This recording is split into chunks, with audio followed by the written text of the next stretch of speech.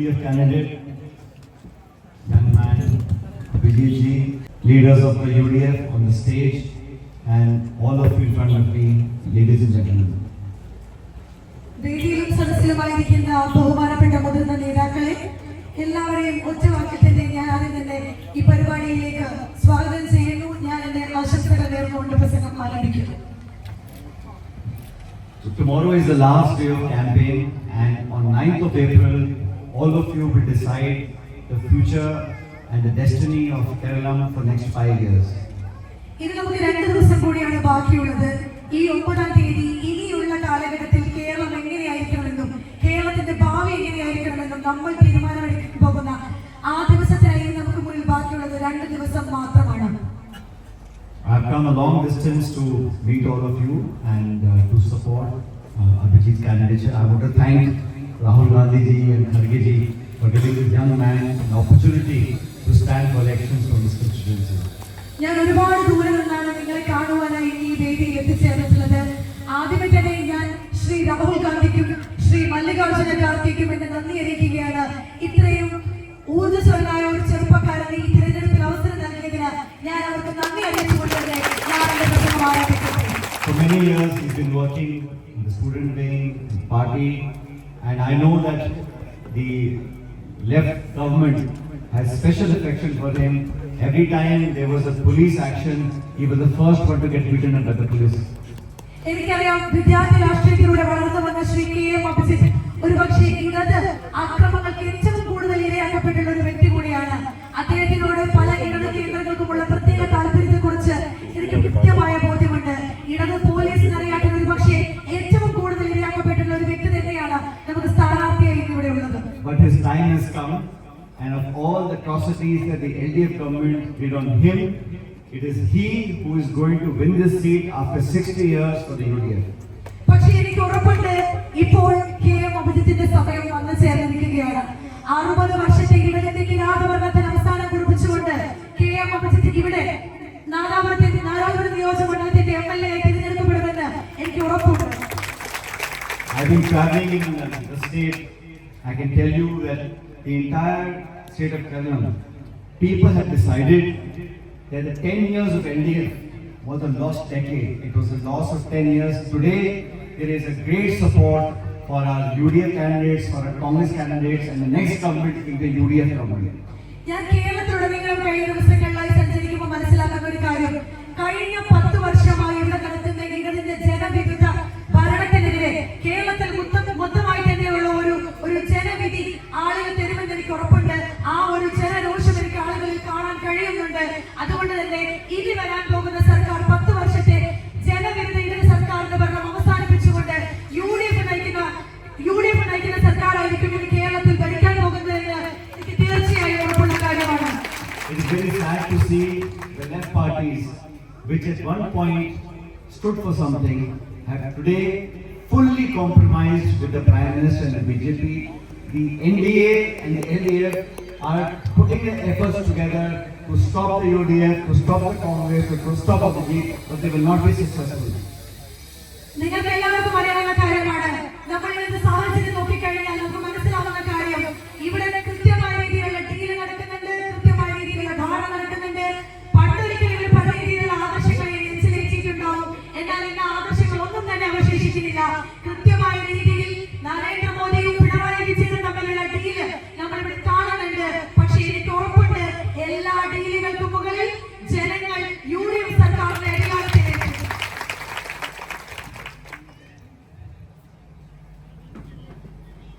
All over Kerala, I traveled, I see one hoarding with one picture, one photograph. No party leader, no party symbol. It is the same space all over the state of Kerala. I just want to ask him, if you had done such good work for last 10 years, what is the need of spending hundreds of crores to put your face everywhere in the state? എനിക്ക് ചോദിക്കാനുള്ള ചോദ്യം, ഞാൻ കേരളത്തിലുടനീളം സഞ്ചരിക്കുമ്പോൾ കാണുന്ന കാഴ്ച, എല്ലാ ബോർഡുകളിലും കോടികൾ മുടക്കി പഠിച്ചിട്ടുള്ള എല്ലാ ബോർഡുകളിലും ഒരൊറ്റ മുഖം, ഒരൊറ്റ രൂപം, ശ്രീ പിണറായി വിജയന്റെ മുഖം മാത്രം. എനിക്ക് ചോദിക്കാനുള്ളത്, ഒന്നാമത്തെ കാര്യം, ഈ പാർട്ടിയിൽ വേറെ ആരുടെയും മുഖം വെക്കാനില്ല എന്നുള്ളത്. അതിലും പ്രസക്തമായി എനിക്ക് ചോദിക്കാനുള്ള കാര്യം, കഴിഞ്ഞ 10 വർഷം നിങ്ങൾ അത്ര നല്ല രീതിയിൽ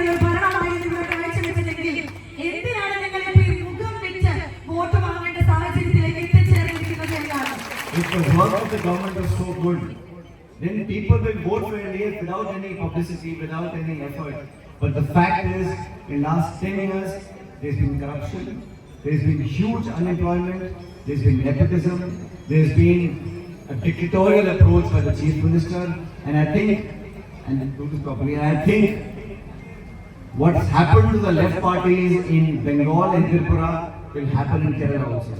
എനിക്ക് ഉറപ്പുണ്ട് കഴിഞ്ഞ 10 വർഷം നിങ്ങൾ നല്ല രീതിയിലുള്ള ജനങ്ങളെ സംരക്ഷിച്ചുകൊണ്ടുള്ള ഒരു ഭരണമായിരുന്നു ഇവിടെ കാഴ്ചവെച്ചതെങ്കിൽ ഇന്ന് ഇത്രയധികം ബോർഡുകൾ അടിച്ചുകൊണ്ട് നിങ്ങൾക്ക് വോട്ട് ചോദിക്കേണ്ടി വരുമായിരുന്നില്ല. പക്ഷെ കഴിഞ്ഞ 10 വർഷങ്ങളിൽ കേരളത്തിൽ നിങ്ങൾ നടത്തിയുള്ള ദുർഭരണം, ഇവിടെ നടന്നിട്ടുള്ള തൊഴിലില്ലായ്മ, നിങ്ങൾ നടത്തിയുള്ള പിൻവാതിൽ നിയമനങ്ങൾ, ഇതിനൊക്കെ തന്നെയും 2 ദിവസം കൊണ്ട് ഈ കേരള ജനത മറുപടി നൽകും. Rahul Gandhi has given 5 guarantees for the state, and we have a manifesto. If the UDF comes to power, and when we come to power, we will give equal opportunity, support women in their every aspect of life, give young people an opportunity to get jobs and look for better life, and all the people who today feel they've been left behind will be given support and economic assistance to move forward. ഞാൻ കഴിഞ്ഞ വിട്ടുപോയ ഭാഗത്ത് നിന്ന് പറയുകയാണ്, ബംഗാളിൽ communist പാർട്ടിക്ക് എന്താണോ സംഭവിച്ചത് ആ ചരിത്രം വീണ്ടും കേരളത്തിൽ ആവർത്തിക്കും. ഈ ചരിത്രം അവസാനിപ്പിക്കാൻ വേണ്ടി നമുക്ക് മുന്നിലേക്ക് രാഹുൽ ഗാന്ധി വെച്ചിട്ടുള്ളത് 5 ഗ്യാരണ്ടികളാണ്. ഇന്ദിരാ ഗ്യാരണ്ടി, ഒരുപക്ഷെ നിങ്ങൾ ആ ഗ്യാരണ്ടികളിലൂടെ കടന്നുപോയാൽ നിങ്ങൾക്ക് മനസ്സിലാവുന്ന കാര്യം, അതിൽ ഏറ്റവും കൂടുതൽ ഗ്യാരണ്ടികൾ ഉണ്ടാക്കി വെച്ചിട്ടുള്ളത് തന്നെ കേരളത്തിലെ സ്ത്രീകൾക്ക് വേണ്ടിയിട്ടാണ്. സ്ത്രീകളുടെ ജീവിതത്തിന്റെ എല്ലാ സാഹചര്യങ്ങളിലും സർക്കാരിന്റെ കടന്നുവരവുണ്ടാവും, എല്ലാ സാഹചര്യങ്ങളും നിങ്ങൾ സംരക്ഷിക്കപ്പെടും എന്ന് ഉറപ്പുവരുത്താൻ വേണ്ടി, ഈ നാട്ടിലെ യുവജനങ്ങളെ സംരക്ഷിക്കുവാൻ വേണ്ടി നമ്മൾ മുന്നോട്ട് വെക്കുന്ന ഗ്യാരണ്ടികൾ ഇന്ദിരാ ഗ്യാരണ്ടി 5 എണ്ണം, പ്രധാനപ്പെട്ട 5 എണ്ണം. You all know there is a war going on in the Middle East, and I challenge the Chief Minister or any of the left leaders to oppose the Prime Minister for what is happening in the Middle East. Donald Trump is dictating to the Prime Minister on the agricultural deal, on the trade deal, on energy security, on oil, and no left leader has the guts to oppose BJP and oppose Mr. Modi because they are both hand in hand. ഞാൻ വെല്ലുവിളിക്കുകയാണ് കേരളത്തെ മുഖ്യമന്ത്രിയെയോ അല്ലെങ്കിൽ കേരളത്തിലെ ഏതെങ്കിലും ഒരു ഇടതു നേതാവിനെയോ ഞാൻ വെല്ലുവിളിക്കുകയാണ്. നിങ്ങൾക്ക് ധൈര്യമുണ്ടെങ്കിൽ നിങ്ങൾ നരേന്ദ്രമോദിയെ ചോദ്യം ചെയ്യണം.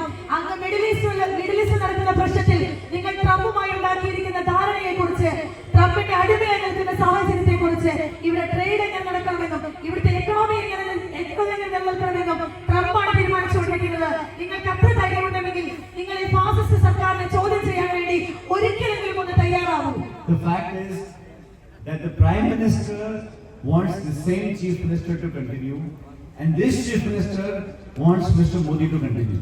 യാഥാർത്ഥ്യം എന്താണെന്ന് വെച്ച് കഴിഞ്ഞാൽ ഇന്ത്യയുടെ പ്രധാനമന്ത്രിയായ നരേന്ദ്രമോദിക്ക് കേരളത്തിന്റെ മുഖ്യമന്ത്രിയായി ഇനിയും നിലനിർത്തേണ്ടത് സഖാവ് പിണറായി വിജയൻ തന്നെയാണ്.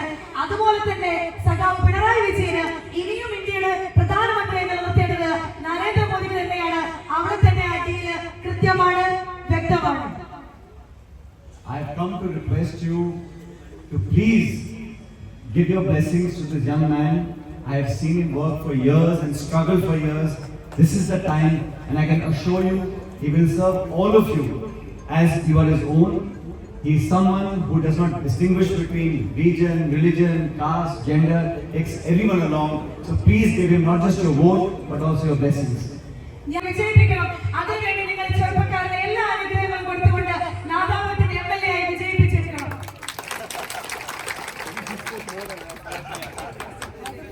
Okay, enough speeches. I'm going to ask you, are you going to support this young man to become MLA or not? If yes, please raise your hands. ഞാൻ നിങ്ങളോട് ചോദിക്കുകയാണ്, നമുക്ക് ഉറപ്പുണ്ട് നമ്മൾ MLA ആയി നാദാപുരത്തിന് MLA ആയി കീഴിൽ അഭിജിത്തുണ്ടാവും. അത് ഉറപ്പുണ്ട് എന്നുണ്ടെങ്കിൽ നിങ്ങൾ നിങ്ങളുടെ കൈകൾ വരുത്താനാണ് അദ്ദേഹം ആവശ്യപ്പെടുന്നത്. If you all agree, I will give him this winning patta. All of you agree, yes?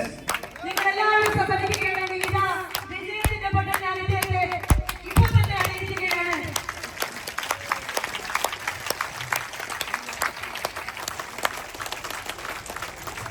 We will make history in this constituency, and this Chief Minister will be history's last communist Chief Minister in India. നമ്മൾ നാദാപുരത്തിൽ ഒരു ചരിത്രം രചിക്കും. ആ ചരിത്രം രചിക്കപ്പെടുമ്പോൾ കേരളത്തിന്റെ അവസാനത്തെ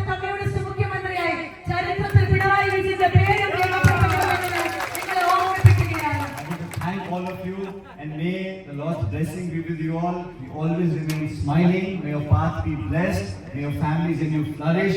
And all your blessings and support with all of us. Thank you very much. ഞാനെന്റെ നന്ദി അറിയിച്ചുകൊണ്ട് എന്റെ പ്രസംഗം അവസാനിപ്പിക്കുകയാണ്. ഇവിടെ കടന്നു വന്ന എല്ലാവർക്കും നല്ലത് മാത്രം ജീവിതത്തിൽ സംഭവിക്കട്ടെ.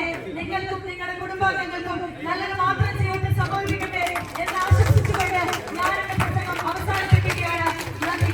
Thank you very much, Sachinji, for your kind consideration of Abhijit and his family.